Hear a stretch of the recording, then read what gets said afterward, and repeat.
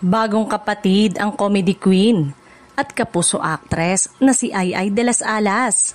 Pinayagan umano siya ng GMA Network na tanggapin ang My Friend Eman, ang upcoming drama series ng TV5. Nagpapasalamat si Ai sa home studio niya dahil sa pagkakataong ibinigay sa kanyang makapag-explore at makatrabaho ang mga artista ng ibang TV network. Isang drama action comedy ang My Friend Eman.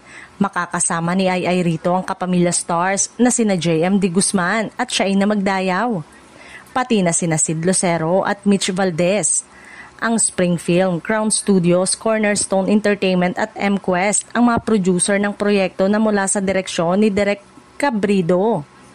Naganap ang story conference at look test ng mga artista ng My Friend Eman nitong Lunes, November 3, 2025.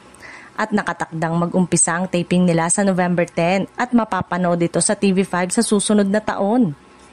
Excited si Ai sa pagbabalik niya sa TV5 dahil ito ang naging isa sa mga tahanan niya mula 1998 hanggang 2004.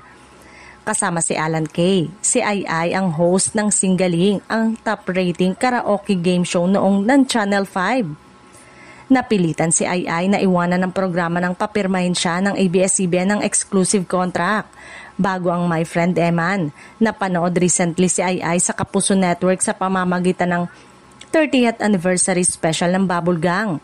Umupo rin siya muli bilang judge sa singing competition ng The Clash at nagkaroon din siya ng special appearance sa mga Batang Riles.